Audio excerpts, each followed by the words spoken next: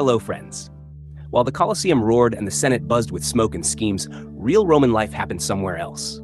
To really understand it, you have to step off the dusty streets and into the villa, the beating heart of everyday Rome. Picture it. The sun rises over neat rows of vineyards. Olive trees sway lazily in the breeze. Inside a sprawling villa, marble floors gleam, fountains burble sweetly, and somewhere, a slave is already chasing a mischievous goat out of the kitchen. Welcome to a day in the life of a Roman villa. Villas came in all shapes and sizes, from the luxurious countryside palaces of the rich to the modest townhouses packed elbow to elbow in the cities. But no matter the size, they were busy, bustling worlds unto themselves. The day started early, really early. By the time the rooster crowed, or in Rome, maybe an annoyed neighbor yelling about the rooster, the household was already in motion. Slaves swept floors, prepared bread, drew baths, and fussed over their masters' togas. Meanwhile, the head of the household, the paterfamilias, was busy checking on finances, giving orders, and grumbling that the grapes this year just weren't as sweet as last year's. They never were. Breakfast? Simple. Bread, cheese, maybe some olives. Then it was off to the atrium to greet clients, read letters, and maybe catch a little gossip. Business was done everywhere, over wine cups, by the garden fountain, or lounging under shaded porticos.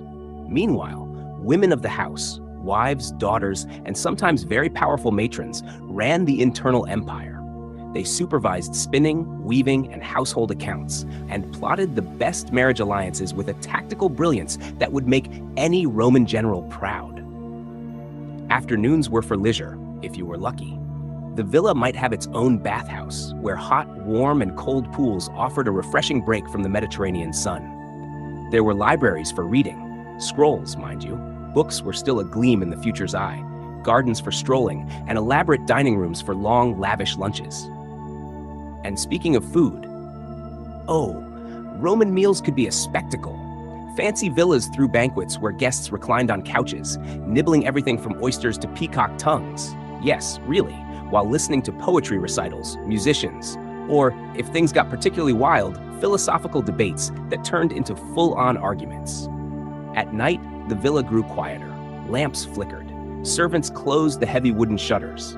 And somewhere, under a sky heavy with stars, a sleepy Roman whispered a quick prayer to the household gods, the lares and penates, for protection, good harvests, and maybe, just maybe, a little less goat chasing tomorrow. Of course, life wasn't all leisure and poetry. There were constant repairs. Roman pipes were notorious, seasonal floods, the occasional slave revolt, and always the looming possibility of bad harvests.